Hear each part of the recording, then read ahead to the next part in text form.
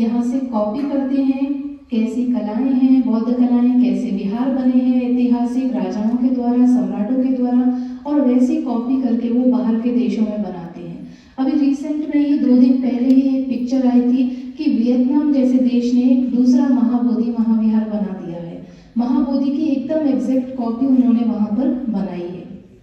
तो सोचिए कि वो लोग भारत की इस कला से, भारत के पर्यटन स्थलों से कितना प्रभावित हैं कि यहाँ आकर केवल वो हमारी तरह जाकर फोटो नहीं खिंचवा रहे, वो यहाँ आते हैं, सीखते हैं और अपने देशों में उस कला को, संस्कृति को लेकर जाते हैं। तो कितनी सुंदर धरोहर हमारे पास में है जिसका महत्व शायद हम लोग आज समझ नहीं पा रहे हैं। हम सबसे पहले तो हम लोग साधुवाद करते हैं, बहुत बहुत अनुमोदन करते हैं वो सभी श्रावक संघ का, भिक्षु भिक्षुणी संघ भगवान बुद्ध के काल से जो चले आ रहे कि उन्होंने इन स्थानों पर जा जाके जहाँ जहाँ भगवान गए वहाँ पर वो हमेशा चलते रहे, जाते रहे, चालिका करते रहे, उपदेश करते रहे भगवान के जाने के बाद भी। संघ के बाद राजाओं का संरक्षण, सबसे बड़ा योगदान सम्राट अशोक का जो संरक्षण हमें मिला, उनका भी हम बहुत बहुत अनुमोदन करते हैं कि उन्होंने उन सभी स्थानों को सुरक्षित किया। और केवल सम्राट अशोक ही नहीं, हम लोग जानते हैं कि भारत के सारे पर्यटन स्थल जो हैं वो लगभग 12वीं-13वीं शताब्दी तक पोषित होते रहे। 12वीं-13वीं शताब्दी के बाद में अनेक शासकों के द्वारा उसे नष्ट किया गया, लेकिन सम्राट अशोक दूसरी ईसा पूर्व में रहे, दूसरी-तीसरी शताब्दी ईसा पूर्व में रहे वो। उसके बाद में लगभग 1200 साल तक सभी बौद्ध स्थल जो हैं वो पोषित होते रहे। तो उसमें भी बहुत बड़े बड़े सम्राटों का, राजाओं का बहुत सहयोग रहा, तभी वो पोषित होते रहे। तो सम्राट अशोक के साथ साथ सभी, चाहे गुप्त वंश हो, चाहे नंद वंश हो, इन सभी ने उन बौद्धों को, उन बौद्ध स्थानों को संरक्षण दिया, जिसकी वजह से वो 1200 वर्ष नहीं। और उनके साथ में अनेकों, यदि आपने उनकी यात्रा पढ़ी हो, हम लोग ये तो जानते हैं फाहियान आए, ह्यूनसांग आए, और हमने सिर्फ इतना पढ़ा कि वो यहाँ आए, उन्होंने देखा कितने विहार थे, कितने भिक्षु रहते थे, और वो यहाँ से सब कुछ नोट करके लेकर गए। लेकिन जब आप उनकी वास्तविक यात्रा पढ़ेंगे तो वास्तविक यात्रा वही थी, जैसे मैंने बताया, आज हमारे पास सारे संसाधन हैं। आप पढ़ेंगे तो फाहियान के साथ में, ह्यूनसांग के साथ में कितने बौद्ध भिक्षु साथ में आए, चाइना से ट्रैवल करते हुए, पैदल चलते हुए, रेगिस्तान से, पहाड़ों से चल चल कर आए। कितने बौद्ध भिक्षु वहाँ पर भूख से, प्यास से, गर्मी से रास्ते में ही मर गए, वो वापस अपने देश लौट नहीं सके। भारत तक भी कई लोग तो पहुंच नहीं सके, रास्ते में ही मर गए। उद्देश्य था केवल, जब फाहियान निकले थे 4वीं शताब्दी में, तो फाहियान का उद्देश्य था केवल भारत में जो विनय है, भिक्षु भिक्षुणियों का जो विनय है, वो विनय मुझे यहाँ से लेकर जाना है कि कैसा नियम फॉलो होता है, वो चाइना में जाकर विनय जो है पालन कराना है। वो विनय लेने के लिए यहाँ आए बहुत सारे। 1891, देखिए बोधिसत्वों का कनेक्शन होता है। हम लोग आज यहाँ पर्यटन स्थलों की बात कर रहे हैं, इसके 2 एस्पेक्ट होते हैं, एक होता है इतिहास की दृष्टि से, एक होता है धर्म की दृष्टि से। मैं धर्म की दृष्टि से बात कर रही हूँ। तो बाबा साहेब बोधिसत्व थे, हम उन्हें ऐसे ही बोधिसत्व नहीं कहते। कितनी ही बड़ी बड़ी उपाधियां हम उनके आगे लगा दें, संविधान रचयिता, विश्व रत्न प्राप्त, भारत रत्न प्राप्त, कितना ही हम उनके आगे उपाधि लगा दें, लेकिन जो एक उपाधि बोधिसत्व की उसे उन्हें मिली, उसकी कोई तुलना नहीं की जा सकती। वो ऐसी उपाधि मिलने वाली, विश्व रत्न बहुत सारे लोग होंगे, बहुत सारे लोग होंगे, लेकिन बोधिसत्व हर कोई नहीं हो सकता। बाबा साहेब का जन्म 1891 में हुआ, 1891 में। अनागरिक धम्मपाल जी का भारत आगमन 1891 में हुआ। कनेक्शन है, दोनों बोधिसत्व थे। अनागरिक धम्मपाल जी भी बोधिसत्व थे, बाबा साहेब भी बोधिसत्व थे। तो अनागरिक धम्मपाल जी भारत आए और अलेक्जेंडर कनिंघम जी का जो सर्वे उस समय चल रहा था, भारतीय पुरातत्व के माध्यम से पुरातत्व स्थानों की खोज करना, उस समय भारतीय पुरातत्व ना रहा हो, सिर्फ पुरातत्व विभाग रहा हो, क्योंकि अंग्रेजों का शासन था। तो उस समय में अनागरिक धम्मपाल जी ने उनके साथ मिलकर सारे स्थानों की खोज की, और हम बड़े सौभाग्यशाली हैं कि आज हमें ये स्थान देखने को मिलते हैं भारत में, बड़े सौभाग्यशाली हैं। जरा उस काल की कल्पना कीजिए कि आज बाबा साहेब के कारण हमें जो धम्म मिला है, हम लोग बुद्धिस्ट तो हो गए, कह तो दिया कि हम बुद्धिस्ट हैं, गली गली में विहार भी बना लिए, विहारों में मूर्तियां कैसी रखनी है ये तक हमें पता नहीं था, मूर्ति का स्वरूप क्या होता है ये तक हमें पता नहीं था। ये तो हम जान रहे हैं खुद की बौद्ध स्थानों में हम लोग जाते हैं, अनेक देशों के मंदिर बने हैं, अनेक देशों की प्रतिमाएं वहाँ पर हैं, वहाँ से कुछ लेकर आते हैं, अरे वो थाईलैंड वाली प्रतिमा चाहिए, गोल्डन कलर की चाहिए, अष्ट धातु की चाहिए। सारा कॉन्सेप्ट कहाँ से आ रहा है? वहीं से आ रहा है।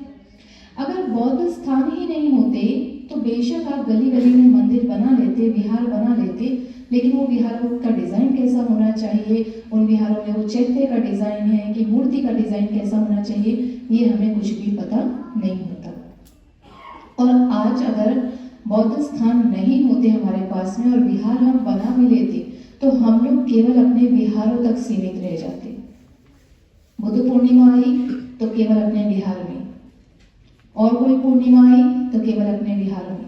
लेकिन आज हमें पता है कि एक बुद्ध पूर्णिमा हमने विहार में मनाई तो अगले बुद्ध पूर्णिमा को हम लोग बोधगया जाएंगे, क्योंकि बोधगया में हमें पता है कि वहाँ पर कुछ मिलेगा हमें। तो वास्तव में हम देखें तो ये जो बौद्ध पर्यटन स्थल हैं, निश्चित रूप से बौद्ध कलाओं की, बौद्ध संस्कृतियों की तुलना कहीं नहीं मिलती है, लेकिन ये जो बौद्ध पर्यटन स्थल हैं, जैसे मनुष्य जो है ना, जैसे अभी सिस्टर येशी ने आपको बताया कि हम लोग दुख से, तकलीफ से गुजर रहे हैं, हम तो जीवित हैं, हम तो लिविंग बीइंग्स हैं, सजीव हैं, लेकिन वो जो बौद्ध पर्यटन स्थल थे ना, वो भी दुख से गुजरे हैं कहा जाए तो। एक समय वो समृद्ध हुआ करते थे, संपन्न हुआ करते थे, एक काल ऐसा आया कि उन्हें मिट्टी से, अनेक चीज़ों से ढक दिया गया, उन्हें परिवर्तित किया गया, बहुत सारे दुखों से वो घिरे रहे और आज वो फिर से मुक्त होने लगे।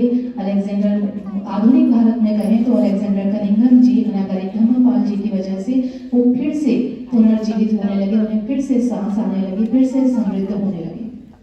लेकिन अगर आज हम लोग उन स्थानों की यात्रा ना करें, उन स्थानों का महत्व ना, यात्रा करना ही खाली केवल काफी नहीं है, पर्याप्त नहीं है, उन स्थानों की यात्रा करना और उन स्थानों का महत्व समझना और उन स्थानों को और समृद्ध बनाने के लिए प्रयास करना, यदि ये हम लोग नहीं करेंगे तो वो फिर से मरे हुए समान हो जाएंगे। ये कार्यक्रम है इंटरनेशनल बुद्धिस्ट कॉन्क्लेव, तो ये आपको इसीलिए प्रेरित कर रहा है कि आप निकलिए घर से, बौद्ध पर्यटन स्थलों की यात्रा कीजिए, बौद्ध कलाओं को जानिए, बौद्ध संस्कृति को जानिए, बौद्ध साहित्य के विषय में जानिए, ताकि ये और समृद्ध हो और संपन्न हो और फले फूले, फिर से मर ना जाए, फिर से मर ना जाए।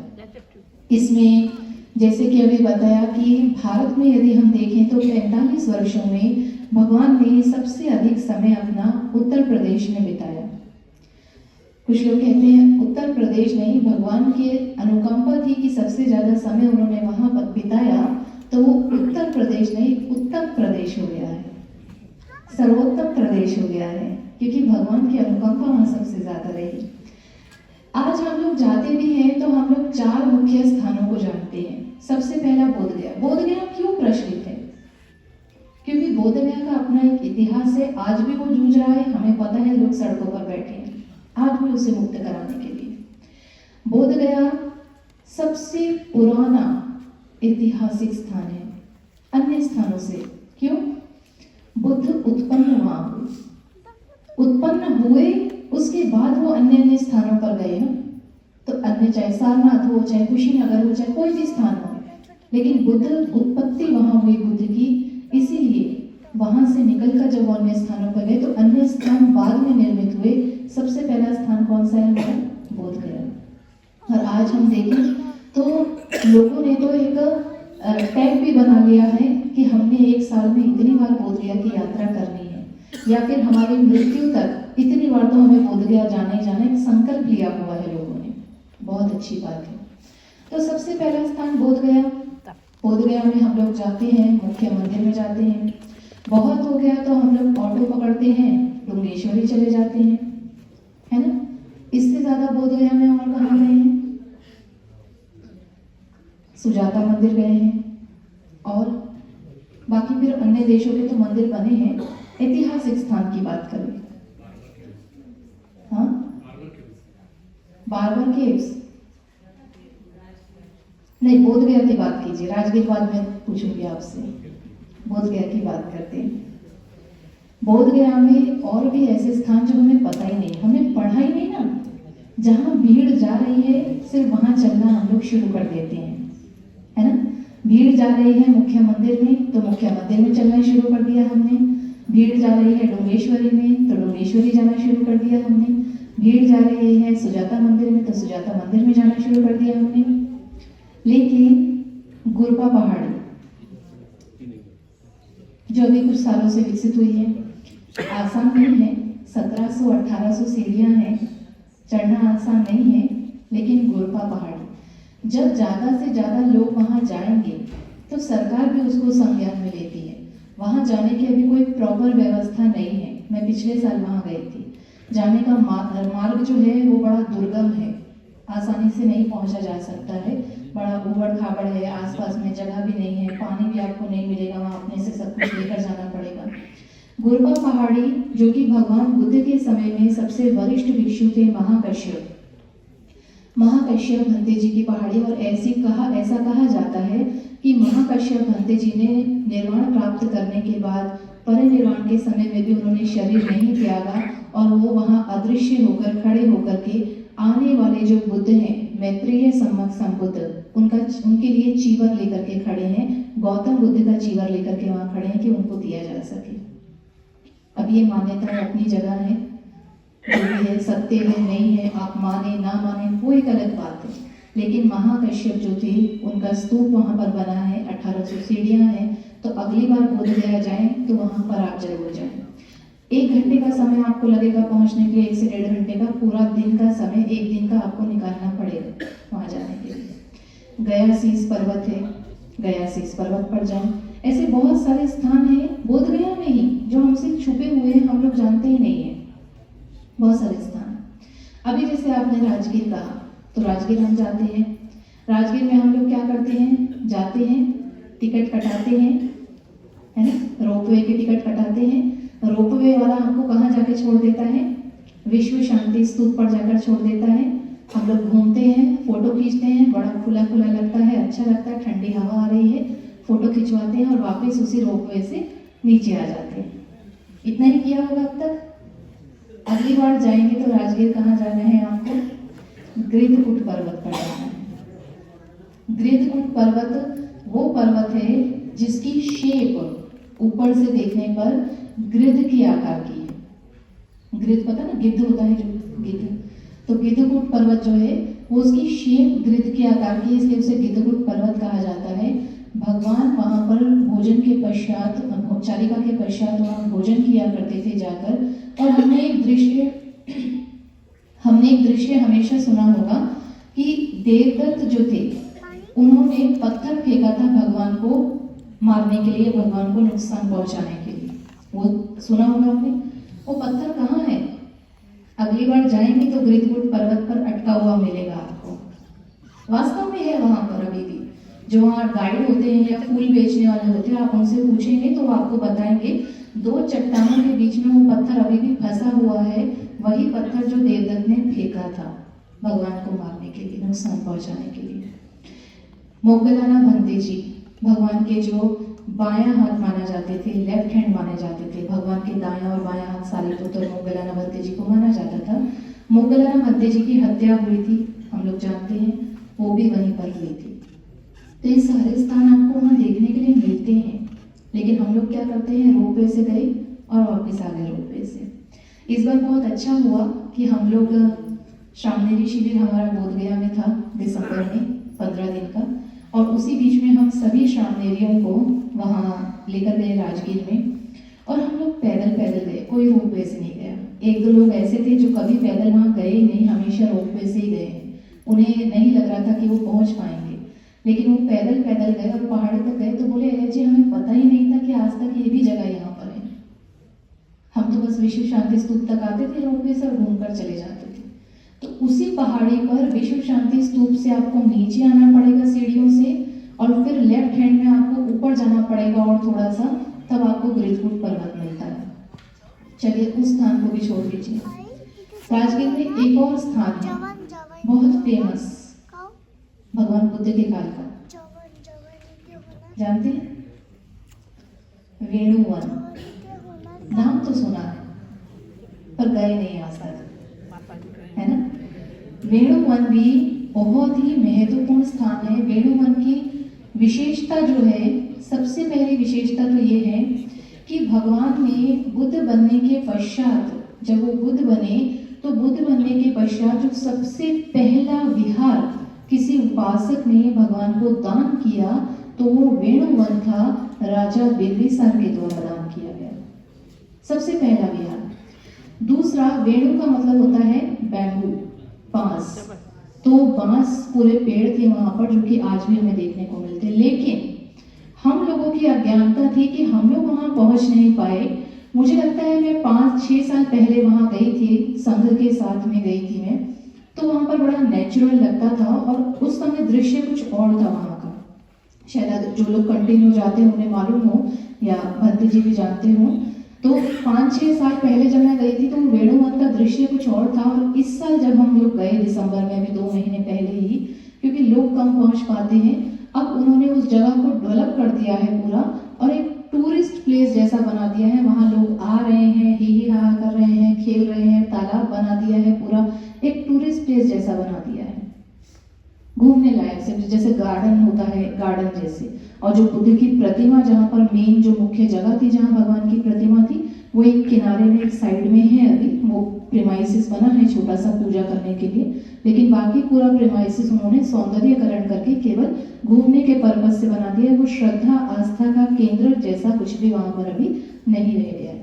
लोग जाएंगे भी तो हो सकता है वो बुद्ध प्रतिमा तक हम लोगों को जानकारी थी तो हम लोग वहां पहुंच भी पाए, लेकिन आप लोग जाएंगे तो हो सकता है वही गार्डन देख करके आपको पता ही नहीं चलेगा कि एक कोने में बुद्ध प्रतिमा भी रखी है और वो मुख्य स्थान है जहाँ राजा बिंबिसार ने तिरुकुट्टू और 7 दिन तक वो पुण्यानुमोदन किया था, वो आपको दिखेगा ही नहीं। वो पूरा घूम करके आप जो है आ जाएंगे। तो ये किसकी अज्ञानता के कारण हो रहा है? हम लोगों की अज्ञानता के कारण, कि हम लोग उन पर्यटन स्थलों पर पहुंच नहीं पा रहे हैं। नालंदा की बात करें, नालंदा पर आते हैं तो नालंदा की बात करें तो नालंदा, जैसे मैंने अभी बताया कि हम लोग बौद्ध पर्यटन स्थलों को 2 एस्पेक्ट से देखते हैं, एक इतिहास की दृष्टि से और एक धर्म की दृष्टि से। इतिहास की दृष्टि से देखें तो हम लोग हमेशा कहते हैं नालंदा क्या था? विश्वविद्यालय था। बहुत सारे भिक्षु देश विदेश से पढ़ने आते थे, 18 विषय वहाँ पढ़ाए जाते थे, 10,000 स्टूडेंट हुआ करते थे, 2,000 टीचर हुआ करते थे। वहाँ का चौकीदार भी ऐसा था कि वो गेटमैन जो था वो पहले आपसे धर्म के विषय में बेसिक प्रश्न पूछता था, जो चौकीदार को आंसर सही दे पाता था सिर्फ उसी को प्रवेश मिलता था। जैसे आज हम ग्रेजुएशन पोस्ट ग्रेजुएशन की डिग्री लेते हैं, उस समय में पंडित और महापंडित की उपाधि मिलती थी। पंडित जैसे ग्रेजुएशन है, जिसने धर्म में ग्रेजुएशन कर ली उसको पंडित की उपाधि, और जिसने पोस्ट ग्रेजुएशन कर ली वो महापंडित की उपाधि। इस तरीके से नालंदा का स्ट्रक्चर था, हॉस्टल था वहाँ पर, किचन थी, सब कुछ हमें अवशेष देखने को आज मिलते हैं। इतिहास की दृष्टि से देखें तो ये बिल्कुल सही जानकारी है। अब अगर हम थोड़ा सा धर्म की दृष्टि से नालंदा को देखें तो भगवान बुद्ध के दाएं हाथ सारिपुत्र भंते जी, सारिपुत्र भंते जी का जन्म स्थान नालक ग्राम नालंदा, उनका परिनिर्वाण स्थान नालक ग्राम नालंदा। सारिपुत्र भंते जी 7 भाई बहन थे, 3 बहनें और 4 भाई, ब्राह्मण परिवार से थे। सातों के सातों भाई बहन भिक्षु भिक्षुणी बन गए। सातों, पिताजी की मृत्यु हो गई, माता अकेली थी, बूढ़ी थी, वो परिवर्तित नहीं हो पाई, बल्कि उनके मन में भगवान के प्रति द्वेष भर गया। द्वेष क्यों? क्योंकि सातों बच्चों को ले गए भगवान जो है अपने संग में। अंत के समय में जब सारिपुत्र ने परिनिर्वाण का निश्चय किया कि मैं सम्यक संबुद्ध से पहले परिनिर्वाण को प्राप्त करूंगा, तो उन्होंने भगवान से अनुमति ली और उन्होंने सोचा कि मैं कहाँ पर परिनिर्वाण को प्राप्त करूं। जैसे भगवान ने अपना स्थान चुना था कुशीनगर, ऐसे सारिपुत्र ने सोचा कि मैं अपना परिनिर्वाण कहाँ प्राप्त करूं। उसके लिए उन्होंने जो है अपना जन्म स्थान को चुना, नालक ग्राम, जिस कमरे में, जिस कुटी में उनका जन्म हुआ था, उसी कुटी में वो परिनिर्वाण को प्राप्त करेंगे, ऐसा उन्होंने निश्चय किया। लेकिन अपनी माता का कर्ज उतारने के बाद, भगवान कहते हैं माता पिता का कर्ज अगर आप 100 वर्षों तक भी उन्हें कंधे पे लेकर घूमे ना, उनका मल साफ करें, उन्हें अपने हाथों से खिलाएं, 100 वर्ष तक क्या 5 मिनट तक कंधे पे नहीं रख पाएंगे आप माता पिता को। लेकिन भगवान कहते हैं 100 वर्षों तक कोई रख ले, मतलब असंभव जैसी बात को भी यदि कोई संभव कर दे तो भी माता पिता का कर्ज नहीं उतार सकते। लेकिन अगर कोई व्यक्ति अपने माता पिता को धर्म में दीक्षित कर दे, धर्म का मार्ग बता दे, शीलों में प्रशिक्षित कर दे, निर्वाण के मार्ग पर लगा दे, तो वो अपने माता पिता के कर्जे से मुक्त हो सकता है। तो अभी सारे पुत्र ने अपनी माता को धर्म का मार्ग पर नहीं ला पाए थे, तो वो अपनी माता के कर्जे से मुक्त नहीं हुए थे। तो उन्होंने सोचा कि मैं परिनिर्वाण से पहले अपनी माता के कर्जे से मुक्त हो जाऊं। वो जाते हैं अपनी माता के पास में, उनकी माता बड़ी नाराज होती है कि अब ये क्या चीवर छोड़कर घर पर रहेगा, मैं इसकी सेवा करूंगी। जब जवानी थी तो जाकर भिक्षु बन गए, अब बुढ़ापा आया है तो फिर मेरे से सेवा कराने के लिए आ गए, मैं तो खुद बूढ़ी हूँ, मैं क्या इसकी सेवा करूंगी। ऐसे बड़बड़ाते हुए उनकी माँ उनकी कुटी को साफ करती है। सारे पुत्र आते हैं, अंतिम देशना अपनी माता को देते हैं, माता श्रोतापन अवस्था को प्राप्त हो जाती है और सारे पुत्र परिनिर्वाण को प्राप्त कर लेते हैं। ये धम्म की दृष्टि से नालंदा की विशेषता। अभी तक हमने नालंदा को केवल विश्वविद्यालय के रूप में जाना, इतिहास की दृष्टि से जाना। तो जब हम त्रिपिटक का अध्ययन करते हैं, त्रिपिटक जो भगवान बुद्ध के वचनों का संग्रह है, उसमें हमें ये जानकारी मिलती है, चाहे वेणुवन के बारे में हो, चाहे नालंदा के बारे में हो, इन चीज़ों के बारे में जानकारी हमें मिलती है। ये तो हम ऐसे स्थानों की चर्चा कर रहे हैं जिन स्थानों पे हम लोग कई वर्षों से जाते हैं, कई वर्षों से जाते हैं और हम बड़े गर्व से कहते भी हैं कि हम लोगों ने तो इतनी बार यात्रा की है वहाँ की। लेकिन आज कुछ नया आपको सुनने को निश्चित रूप से मिला होगा उन्हीं स्थानों के बारे में जहाँ कई वर्षों से जाते थे। अब अगर मैं सारनाथ का जिक्र करूँ या कुशीनगर का जिक्र करूँ तो ऐसे ही बहुत सारे स्थान वहाँ पर भी निकल कर आते हैं। कुशीनगर में कुकुथा नदी पर कौन कौन गया है? कोई भी नहीं पहुंचा है, 2 लोगों का हाथ खड़ा है केवल। कुकुथा नदी वो नदी है जहां भगवान ने अपना अंतिम स्नान किया था, अंतिम जल वहां का भगवान ने ग्रहण किया था महापरिनिर्वाण से पहले। चुंद थेर जिसको हम कहते हैं, जिन्होंने भगवान को अंतिम भोजन दिया और उस भोजन के पश्चात भगवान का स्वास्थ्य खराब हुआ, तो उनके महल तक कौन कौन पहुंचा है? चुंद के कोई नहीं पहुंच पाया है, 1-2 लोग गए हैं। कुशीनगर से लगभग 8 से 10 किलोमीटर पहले भगवान के समय में उस जगह का नाम पावानगर हुआ करता था। आज उसे फाजिल नगर के नाम से जाना जाता है क्योंकि वहाँ पर मुस्लिमों की संख्या बहुत ज़्यादा है। आप वहाँ जाएंगे फाजिल नगर में तो वहाँ पर आपको वो स्थान मिलेगा, चुंद का महल, जहाँ भगवान ने अपना अंतिम भोजन किया था।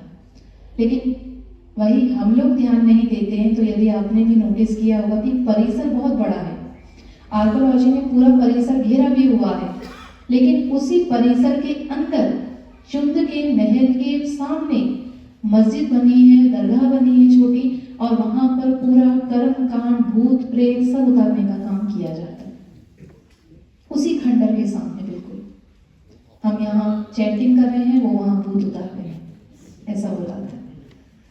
तो कुशीनगर अगर हम जाते हैं तो कुशीनगर से पहले हमें फाजिल नगर में चुंद का महल और कुकुथा नदी, जहाँ का अपना एक सुंदर वर्णन है कि आनंद को भगवान ने पानी लाने के लिए कहा और आनंद पानी लेने गए तो वहाँ पानी बहुत गंदा था।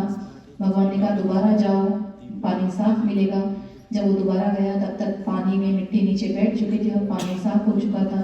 तो भगवान उनको बताते हैं आनंद को कि मेरे पूर्व का कर्म का फल था कि मैं एक जन्म में हाथी हुआ करता था और मैंने छप छप करके पूरा जो है पानी गंदा कर दिया था और व्यापारी आए और उनको वो पानी पीने को नहीं मिला था, वो प्यासे चले गए थे। तो आज मुझे उस कर्म का फल मिल गया। तो वहाँ का अपना सुंदर एक है कुकुथा नदी पर, तो वहाँ पर भी आप विजिट कीजिए। ये तो बोधगया, सारनाथ, कुशीनगर। इसके बाद में कुछ ऐसे स्थान जो ऑलरेडी सिस्टर येशे जी ने वर्णन किया है। श्रावस्ती भगवान की सबसे प्रिय नगरी।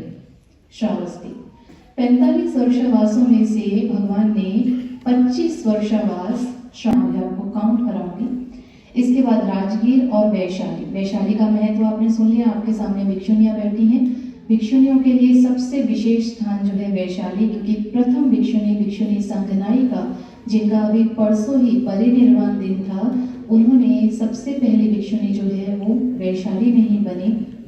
और साथ ही साथ भगवान ने रतन सूक्त, जो कि कोरोना काल में बहुत पढ़ा गया और बहुत लोगों को उससे लाभ भी मिला, रतन सूक्त का पठन भी, रतन सूक्त का उपदेश भी भगवान ने वैशाली में ही दिया। आम्रपाली की नगरी वैशाली, पूरे विश्व का, अभी 26 जनवरी गया, हम लोगों ने जो है गणतंत्र दिवस मनाया, रिपब्लिक डे मनाया, लेकिन अगर पूरे विश्व का, मैं भारत की बात नहीं कर रही, पूरे विश्व का सबसे पहला रिपब्लिक था तो वो वैशाली नगरी थी। भारत की वैशाली नगरी, पूरे भारत की सबसे पहली गणतंत्र व्यवस्था वहां पर स्थापित हुई, लिच्छवी राजाओं का राज था।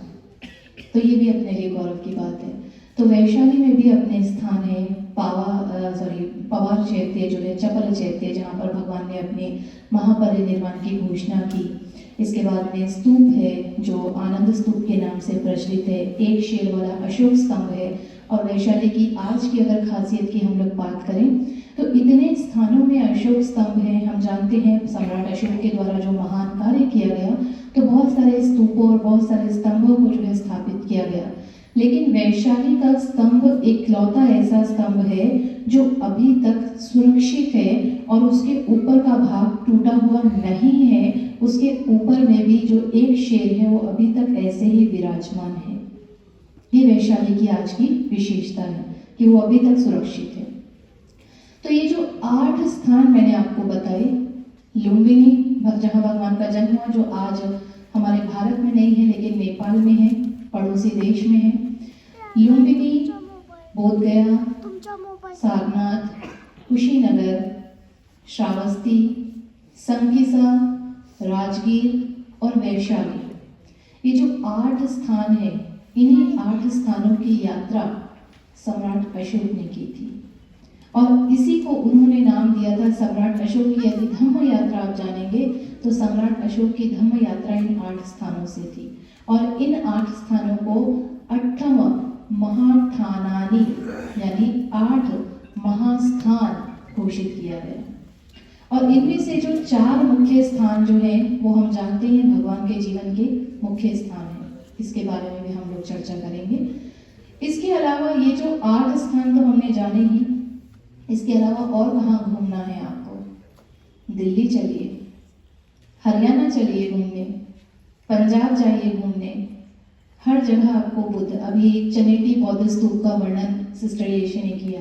चनेटी बौद्ध स्तूप हरियाणा में है। आज विपश्यना भारत में बहुत प्रचलित हो गई है। गोयनका जी जो है उन्होंने बर्मा से ये विधि लेकर आए और बहुत सारे लोग आज विपश्यना करने के लिए जाते हैं, अपने मन को स्थिर करने के लिए, शांत करने के लिए विपश्यना करने जाते हैं। लेकिन वो जो विपश्यना में जो सती पट्ठान हम लोग करते हैं, कायानुपसना, वेदनानुपसना, चित्तानुपसना, धम्मानुपसना, ये जो सती पट्ठान करते हैं, सती पट्ठान का उपदेश भगवान ने सबसे पहले कहाँ दिया? हरियाणा में दिया। कुरुपदेशा, कुरु प्रदेश में दिया। कुरु प्रदेश के एक नगर था इंद्रप्रस्थ, जो कि आज दिल्ली में आता है। अशोक स्तंभ है वहाँ पर, अशोक के शिलालेख मिलते हैं वहाँ पर। दिल्ली जाते हैं, इंडिया गेट घूमकर आते हैं, कुतुब मीनार, लाल किला घूमकर आते हैं, लेकिन इंद्रप्रस्थ नहीं जाते हैं, अशोक स्तंभ देखने नहीं जाते, अशोक के शिलालेख जो है वहाँ देखने नहीं जाते हम लोग, है ना। हरियाणा में जाएंगे तो चनेटी स्तूप मिलेगा, अग्रोहा स्तूप मिलेगा आपको। कुरु प्रदेश जहाँ पर भगवान ने कामासपुर में, जहाँ भगवान ने सती पट्ठान का उपदेश दिया, वहाँ आपको अच्छा सेंटर देखने को मिलेगा। इसके बाद में आप अनेक स्थानों में, मतलब पूरे आप उत्तर भारत की हम लोग यहाँ बात करें, दक्षिण भारत तो अभी मैंने छेड़ा ही नहीं है। उत्तर भारत की अगर हम रात भर भी चर्चा करें तो भी उत्तर भारत की यात्रा खत्म होने वाली नहीं है। तो हरियाणा में, दिल्ली में, पंजाब में, उत्तर प्रदेश में, बिहार में अनेकों ऐसे स्थान हैं जो छुपे हुए हैं, जहां आज तक हम लोग पहुंच ही नहीं पाए हैं, जिसकी वजह से बौद्ध पर्यटन स्थलों का जो एक काल 600 सालों का आया था कि वो 600 सालों तक मृत हो गए थे, आज अगर हम फिर से उन स्थानों की यात्रा नहीं शुरू करते हैं, उन स्थानों पर जाकर अपनी पूजा अर्चना आस्था से हम लोग वहाँ नहीं जाते हैं, तो फिर से मृत अवस्था में आ जाएंगे। उत्तर प्रदेश में इन सभी स्थानों के बीच में एक और स्थान आता है कौशाम्बी। तो वहाँ बहुत सारे ऐतिहासिक स्तूप वहाँ पर हैं, विहार है, अशोक स्तंभ है, अपनी बहुत सारी घटनाएं वहाँ पर हैं भगवान के काल की। राजा उदयन का किला है, खजुतरा नाम की दासी हमने हमेशा सुनी होगी, वो कौशाम्बी की थी। बकुला नाम का भिक्षु हमने सुने होंगे, वो कौशाम्बी के थे। तो ऐसे बहुत बड़े बड़े जो बहुत सारे भिक्षु उस समय के जो है कौशाम्बी से रहे। मुंबई आप लोग जाते हैं, मुंबई जाते हैं, मुंबई में घूम कर आते हैं, गेटवे ऑफ इंडिया और क्या क्या स्थान है, पैगोडा चले जाते हैं, बड़ा सुंदर है तो पैगोडा घुमाते हैं। नाला सोपारा स्तूप कितने लोग गए हैं? सिर्फ 2 या 3 लोग पहुंच पाए हैं। नाला सोपारा स्तूप पर जाइए और बड़े गर्व के साथ मैं ये बात कह सकती हूँ कि नाला सोपारा भी ऐसे ही ढका हुआ था, लेकिन एक भिक्षुनी के प्रयास से आज नाला सोपारा दोबारा से संरक्षित है। भिक्षुनी वहां पर रात रात भर अंधेरे में, चाहे सांप हो, चाहे कीड़े हो, चाहे लोग आए मारने के लिए, लेकिन वो वहां रही। रात रात भर बुद्ध पूर्णिमा पर कार्यक्रम करना वहां पर उन्होंने किया। सरकार ने उसको संज्ञान में लिया और आज नाला सोपारा का स्तूप वापस से समृद्धिशाली हो गया है, संरक्षित हो गया है।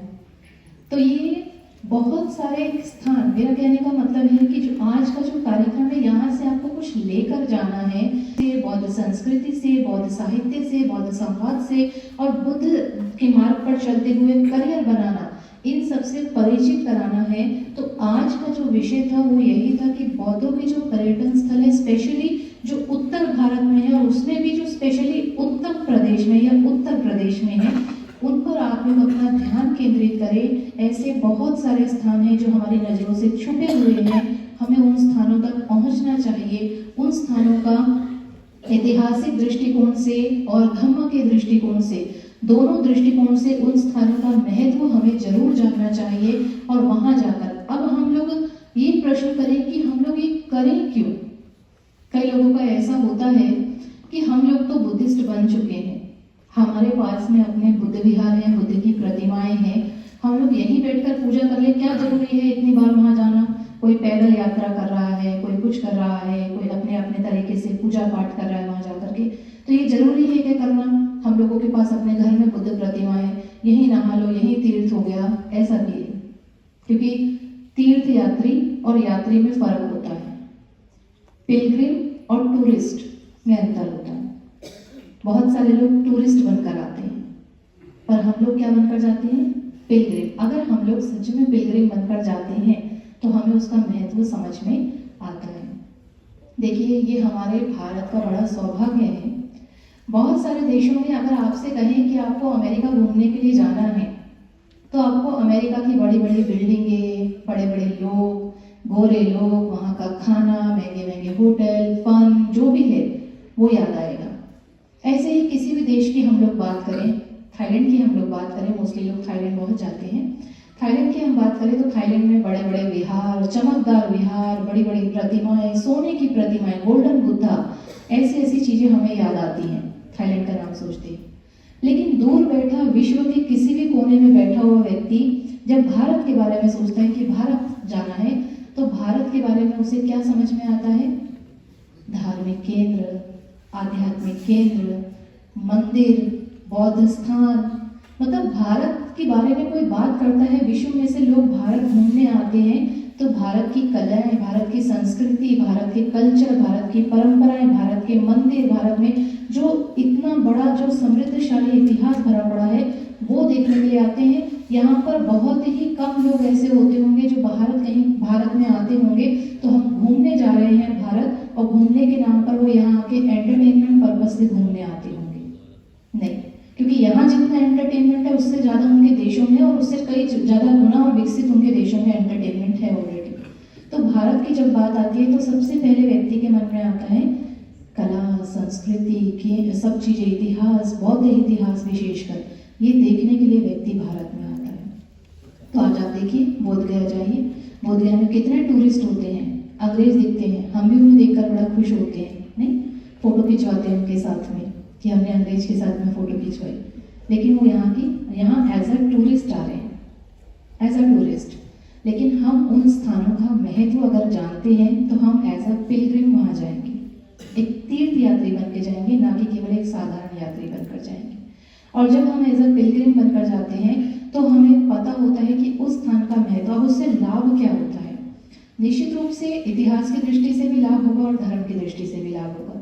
इतिहास की दृष्टि से लाभ कैसा होगा कि इतिहास की दृष्टि से वो जो स्थान है वो संज्ञान में आएंगे, लोगों के, जनता के, लोकल लोगों के, और फिर धीरे धीरे सरकार के और बौद्ध का जो इतिहास है वो वापस से सरकार उसको संज्ञान में लेकर उसको समृद्धशाली बनाएगी, उसको पुनर्जीवित करेगी, उसका संरक्षण करेगी, जो आने वाली कई पीढ़ियों तक बौद्ध इतिहास को समृद्धशाली बनाए रखेगा।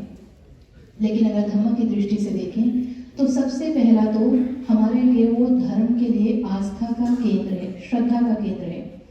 भगवान ने अपने महापरिनिर्वाण सूक्त में कहा है, आपने महापरिनिर्वाण सूक्त यदि पढ़ा होगा तो भगवान ने महापरिनिर्वाण सूक्त में जब भंते आनंद उनसे पूछते हैं कि भगवान आप तो जा रहे हैं, लेकिन जो लोग आपके दर्शन करने के लिए आएंगे तो वो अब आपके दर्शन कैसे कर पाएंगे।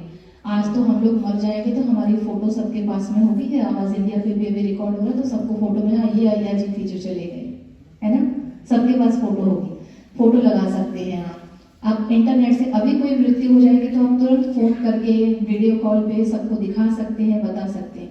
भगवान के काल में कोई इंटरनेट नहीं था, फोन नहीं था, है ना, कोई रिकॉर्डिंग नहीं थी, तो अब भगवान महापरिनिर्वाण प्राप्त कर रहे हैं। लोकल लोगों तक पता था, कुशीनगर के, वैशाली के कुछ लोगों तक पता था, उसके बाहर में किसी को नहीं पता था। अब भगवान के दर्शन करने यदि कोई आएगा तो भगवान के दर्शन कैसे कर पाएगा। तो भगवान भंते आनंद को एक बात कहते हैं, आनंद, जैसे कि मान लीजिए अभी आपको किसी शादी में जाना है, परिवार की कोई शादी है और बहुत दूर है शादी, तो आप लोग समय निकालकर छुट्टी लेकर के आप जाते ही हैं शादी में। शादी में जाते तो हमें पता है कि हमें वहाँ सजना है, संवरना है, डांस करना है, खाना पीना है, मौज मस्ती करनी है। लेकिन जब हम बौद्ध पर्यटन स्थलों की यात्रा करने के लिए तैयार होते हैं या तैयार करते हैं खुद को, तो हम शारीरिक तैयारी तो करते हैं, कपड़े रखने हैं, जो भी अपना सामान है, पैसे हैं वो रखने हैं, सब कुछ। लेकिन एक मानसिक तैयारी जो होती है वो परिवर्तन हो जाती है ना। जब शादी में या किसी फंक्शन में जा रहे हैं और बौद्ध स्थानों में यात्रा में, तीर्थ यात्रा में जा रहे हैं हम लोग, तो उसमें मानसिक परिवर्तन होता है कि वहाँ हमें कैसे कपड़े लेकर जाने हैं, सादे कपड़े लेकर जाने हैं, साधारण कपड़े लेकर जाने हैं, ज़्यादा श्रृंगार नहीं करना है हमको वहाँ पर पैसे लेकर जाना है, तो पैसे किसके लिए, शॉपिंग के लिए नहीं, दान देने के लिए लेकर जाना है।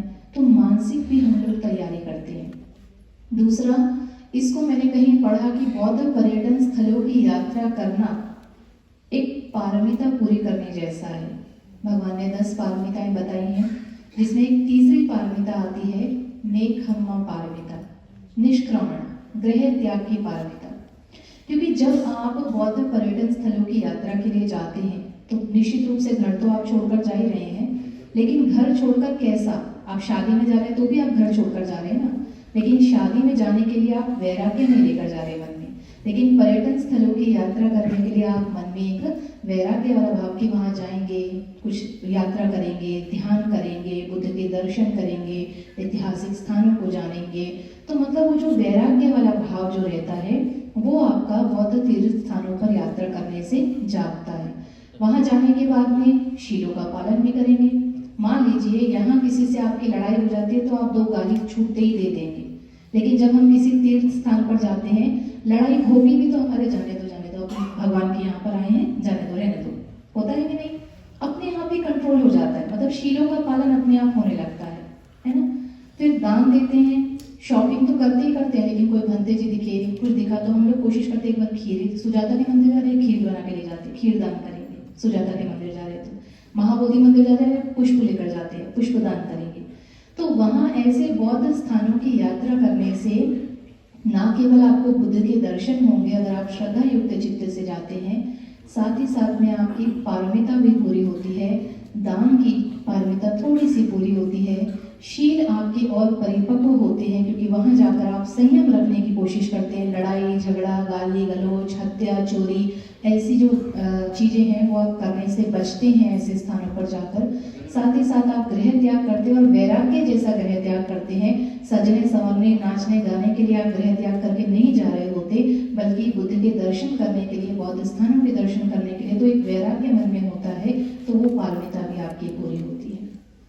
तो इन पर्यटन स्थलों का महत्व कितना बढ़ जाता है कि जब हमें वहाँ जाने के बाद बुद्ध के भी दर्शन हो रहे हों, हमारी पारमिता भी पूरी हो रही हो, हमारे शील भी परिपक्व हो रहे हों, हमें दान करने का भी अवसर मिल रहा हो, तो उसका महत्व अपने आप में कितना बढ़ जाता है। हमारे कर्म भी सम्यक बन रहे हों, हमारी वाणी भी सम्यक बन रही हो वहाँ जाकर, क्योंकि ना तो हम काया से कोई गलत काम करना चाहेंगे ऐसी जगह पर जाकर, ना वाणी से कोई गलत काम करना चाहेंगे।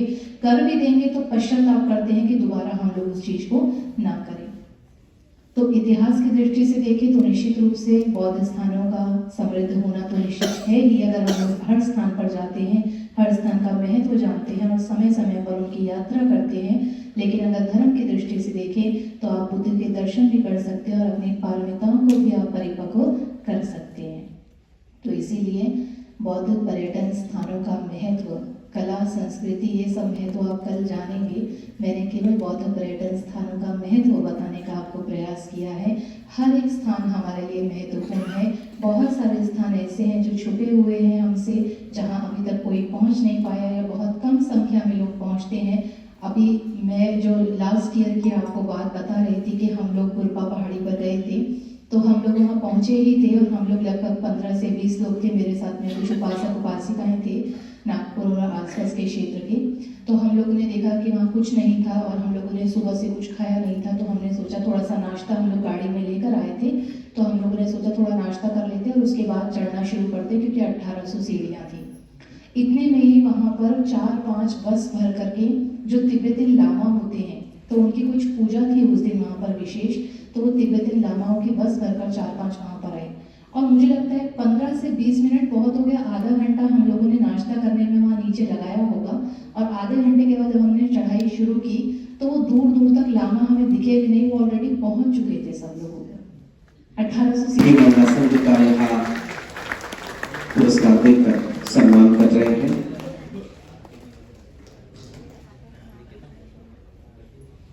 इसके पश्चात करुणा फाउंडेशन से रितेश मेश्राम जी, करुणा फाउंडेशन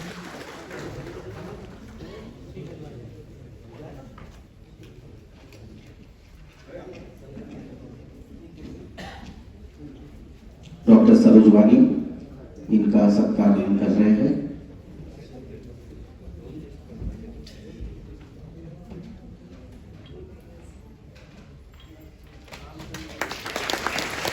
इसके पश्चात हम आमंत्रित कर रहे हैं कविता डंभारे। कविता डंभारे जी कृपया मंच पर आए। एक युवा महिला उद्योजक, उद्योजिका, एक कार्यकर्ता और बचपन से ही धम्म कार्य में या फिर इस अम्बेडकर मूवमेंट के साथ जुड़ी है कविता डंभारे। इनका भी उचित सम्मान पत्र देकर हम कर रहे हैं। इसके पश्चात हम मंच पर बुला रहे हैं तक्षशिला ताई वागदरे। इन्हें हम धर्मदूत ये पुरस्कार देकर यहाँ सम्मानित करेंगे। तक्षशिला ताई, इनको सब आप जानते हैं, चाहे हो आंदोलन हो, सामाजिक हो, धार्मिक हो, राजनीतिक आंदोलन हो, इन सभी आंदोलन में जब महिलाओं का योगदान देने की बारी आती है तो पहला नाम तक्षशिला ताई का आता है। मैं तक्षशिला ताई वागदरे इनको विनती करता हूँ कृपया मंच पर आए और वे यथोचित इस सम्मान को स्वीकार करें। तक्षशिला ताई का सम्मान हम कर रहे हैं। इसके पश्चात रोशनी गायकवाड़। इसके पश्चात हम आमंत्रित कर रहे हैं रोशनी गायकवाड़ी ने है। उनके लिए हमेशा, उनके अधिकारों के लिए, उनके हकों के लिए किशोर बिरला जी हमेशा से तत्परता से काम करते रहते हैं। मैं उन्हें विनती करता हूं कृपया। इसके पश्चात प्रोफेसर रमेश राठौड़ जी, इनसे हम विनती करते हैं कृपया मंच पर आए। रमेश राठौड़ जी जो धम्मदूत है, आप सबको पता है कि साल में एक बार जो ओबीसी है, जो कभी कभार बुद्धिस्ट हुआ करते थे, जो आज खुद को हिंदू कहलाते हैं, उन ओबीसीओं का बौद्ध धर्म में फिर से पुनर्जागरण करने के लिए, उनको धर्म दीक्षित करने के लिए सदैव तत्पर रहते और कार्य करते हैं रमेश राठौड़ जी। इसके बाद हर्षा अतुल जानकड़ी जी, मैं विनती करता हूं हर्षा अतुल जानकड़ी जी कृपया मंच पर आए। उनके अतुल जामगड़े जी कृपया आप इस पुरस्कार को ग्रहण करें। हर्षा अतुल जामगड़े।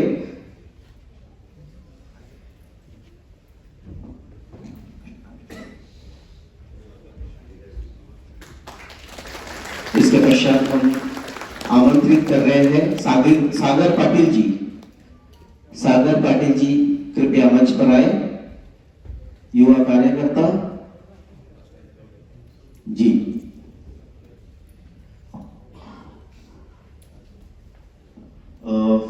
पुरस्कार का जो समारोह है कल भी होने वाला है। कई लोगों को जो है संविधान मित्र पुरस्कार से हम प्रारंभित करने वाले हैं। कल 11 से 5 बजे तक कार्यक्रम है, अभी 6 बजे तक। अभी जो है इसके पश्चात आज के सत्र का आखिरी जो संवाद है, हमारे डिक्शनरी श्री गुरुदत्ता जी, उनको गुजारिश करते हैं कि वो अपना संबोधन शुरू करें।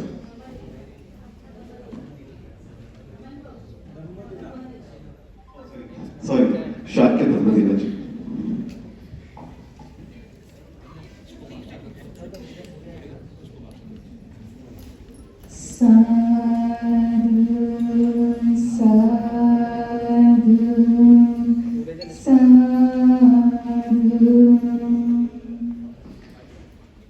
सर्वप्रथम महाकारुणिक भगवान तथागत गौतम बुद्ध, भगवान के धम्म को जो दुखों से मुक्त करने वाला जो सद्धम्म है, और भगवान के श्रावक संघ, इन तीनों महान रत्नों को मैं वंदन करती हूँ।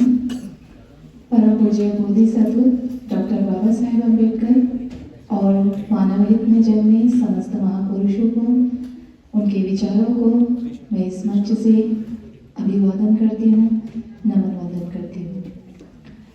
आज इस कार्यक्रम में उपस्थित बोधिमठो महाविहार इस आश्रम से पूज्य बनते शीलवंश महादेव जी हमारे बीच में हैं। बनते जी को मैं वंदन करती हूँ और बनते जी की अनुमति से इस अपने जो विचार है उसे शुरू करती हूँ। साथ में मेरे साथ सिस्टर येशी जी, जो कि मुख्यतः ऑस्ट्रेलिया से हैं, और यहाँ उपस्थित सभी श्रावणियाँ, सभी को मंगल मैत्री, सभी उपासक उपासिकाओं को मंगल मैत्री करती हूँ। आज इस कार्यक्रम का इंटरनेशनल बुद्धिस्ट कॉन्क्लेव 2025, इसका जो मुख्य उद्देश्य है, आप सभी के पास पैम्फलेट आया होगा और पैम्फलेट आप सभी ने पढ़ा होगा। इंटरनेशनल बुद्धिस्ट कॉन्क्लेव का मुख्य उद्देश्य भारत भर में जो बौद्ध पर्यटन स्थल हैं, बौद्ध कलाएं हैं, बौद्ध संस्कृतियां हैं, बौद्ध साहित्य है, बौद्ध संवाद है, और साथ ही साथ भगवान बुद्ध के मार्ग पर चलकर, उनके धर्म के मार्ग पर चलकर कैसे आज नवयुवक पीढ़ी जो है वो अपना करियर बेहतर स्थापित कर सकती है, इन सभी विषयों को लेकर ये इंटरनेशनल बुद्धिस्ट कॉन्क्लेव 2 दिवसीय कार्यक्रम का आयोजन यहाँ किया गया है। वास्तव में देखा जाए तो बौद्ध साहित्य, बौद्ध कलाएं, बौद्ध संस्कृतियाँ, बौद्ध पर्यटन स्थल, ये अगर 2 दिन तो क्या 2 साल भी अगर हम पढ़े ना तो भी खत्म होने वाला विषय नहीं है, क्योंकि इतनी सदियों से, शताब्दियों से चलता आ रहा बौद्ध संस्कृति, बौद्ध कलाएं वो ऐसी हैं जो आज सिर्फ भारत भर में नहीं बल्कि विश्व भर में मानी जा रही हैं। और आज इन सभी विषयों पर कल का पूरा दिन का कार्यक्रम है। निश्चित रूप से आप कल भी सभी जरूर आइए। सुबह 11 बजे से कार्यक्रम है। अमन जी ने आपको पहले जानकारी दी है, जहाँ पर आप बौद्ध कलाएं, बौद्ध साहित्य, बौद्ध संस्कृति, इन विषयों के बारे में कल आपको जानकारी मिलेगी। साथ ही साथ बौद्ध करियर, जैसे भगवान बुद्ध के मार्ग पर चलकर जो करियर बना सकते किस तरह से लोग, तो उसके बारे में जानकारी मिलेगी। आज का जो मुख्य विषय हमें दिया गया था सिस्टर येशी जी को और मुझे, वो था मुख्य रूप से बौद्ध पर्यटन स्थल। और इस विषय के लिए यहाँ आमंत्रित करने के लिए मैं आवाज़ इंडिया के CEO अमन कांबळे जी का भी बहुत बहुत साधुवाद करती हूँ कि उन्होंने एक अलग, एक भिन्न प्रकृति चुनी कि भिक्षुणियों के द्वारा ये कार्यक्रम का उद्घाटन किया जाए और भिक्षुणियों के द्वारा ही यहाँ पर पहले दिन का पूरा कार्यक्रम जो है वो संपन्न किया जाए। तो वास्तव में अपने आप में एक नई पहल है। सिस्टर येशी जी ने ऑलरेडी आप लोगों को बाहर के पर्यटन स्थलों की यात्रा तो करवाई ही, बौद्ध पर्यटन स्थलों की यात्रा, लेकिन बाहर से ज़्यादा उन्होंने आपको भीतर की भी यात्रा कराई। अगर उनकी पूरी इतनी लंबी उन्होंने देशना आप सभी को दी, उन पूरी देशना का यदि सार निकाला जाए तो सार इतना है कि बाहर के जो पर्यटन स्थल हैं, जब हम जाते हैं वहाँ पर या बाहर के पर्यटन स्थलों की हम यात्रा करते हैं, तो उसके साथ साथ हमें भीतर की यात्रा करनी भी बहुत ज़रूरी है। केवल जाना और घूमना और फोटो खिंचवाना, इससे काम नहीं चलता है। आज भारत के जो पर्यटन स्थल हैं, जहाँ भगवान के चरण पड़े, कल इस पर भी वक्तव्य रखने वाले हैं बहुत अच्छे इतिहासकार और वक्ता आने वाले हैं कल, जहाँ जहाँ है, इसमें मेरे ट्रांसलेटर इधर है, महिला कोबेगारे। So, the conveners of this conference asked me to speak a little bit about the holy places of northern India. इस कॉन्फ्रेंस के आयोजक जो थे उन्होंने मुझे कहा है कि उत्तर भारत के जो बुद्धिस्ट जगह है, थोड़ा आप उनके बारे में भी बोलिए। The amazing thing about Ashoka's empire is that it ran from Afghanistan to the Deccan. Ashok साम्राज्य की अद्भुत बात यह है कि वो अफगानिस्तान से लेकर दक्कन तक फैला था।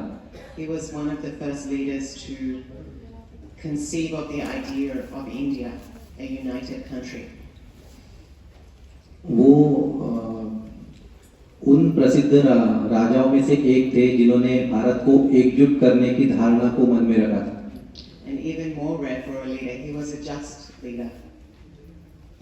He was committed to justice and virtue, rare for a leader. और एक शासक के और एक अलग शासक थे वो, क्योंकि वो अच्छाई के मार्ग पर थे, न्याय के मार्ग पर थे, और ज्यादातर शासक हमें ऐसे देखने के लिए नहीं मिलते। If Ashoka's kingdom went from Afghanistan to the Deccan, and even in a place as remote as Panchmari in Chhattisgarh, which was under the Gondh Adivasi community, has a Buddhist cave, you know that at one point almost 60 or 70% of India was Buddhist. That's just a guess, but a significant portion of the population was Buddhist. अगर अशोक साम्राज्य जो था वो अफगानिस्तान से लेकर दक्कन तक गया और यहाँ तक कि मध्य प्रदेश की एक जगह है जिसको हम पचमढ़ी के नाम से जानते हैं, उतने अंदर तक जहाँ पे आदिवासी लोगों का या गोंड लोग ज़्यादा रहते थे, अगर वो वहाँ तक फैला हुआ है, इसका मतलब हम ये अंदाज़ा लगा सकते हैं कि लगभग 60% भारत उस समय भी बुद्धिस्ट था। 60% लोग जो थे वो बुद्धिस्ट थे। And that is why the Dharmakranti of the Ambedkar community is so amazing, because people who दुपट्टे वे कृपया मंच पर आए।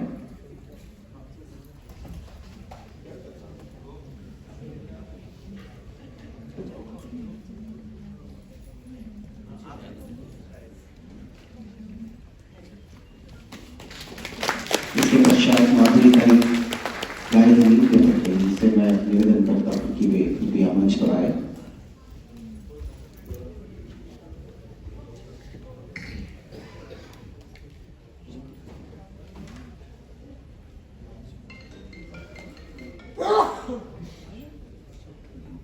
पंडित बहादुर जी जिन्होंने बुद्ध वन का निर्माण किया, और बहुत ही आप अगर देखेंगे कि बौद्ध धर्म के प्रचार प्रसार के लिए एक महत्वपूर्ण जो बात थी उसका निर्माण पंडित बहादुर जी ने किया। माधुरी जी गायत्री दुपट्टे इनका सत्कार कर रहे हैं।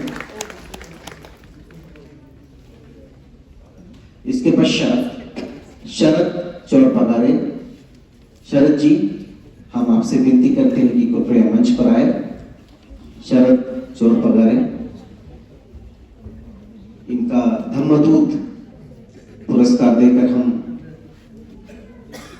उनका सम्मान कर रहे हैं। धम्म के कार्य में सदैव सामने रहकर बुद्ध धर्म के प्रचार और प्रसार के लिए निरंतर काम करते हैं। इसके पश्चात हम मंच पर बुला रहे हैं संध्याताई राजूरकर। संध्याताई अगर है तो कृपया वो मंच पर आए। इसके पश्चात आशीष पुंजले जी, हमारे युवा मित्र, युवा कार्यकर्ता आशीष पुंजले जी, वे कृपया मंच पर आए। हम उनका भी सत्कार यहाँ करना चाह रहे हैं। आशीष पुंजले जी। इसके पश्चात कामठी महिला संघ, इन्हें मैं मंच पर आमंत्रित करता हूं। अर्चना सोमकुंवर, विद्या भिमटे, कृपया मंच पर आए। कामठी महिला संघ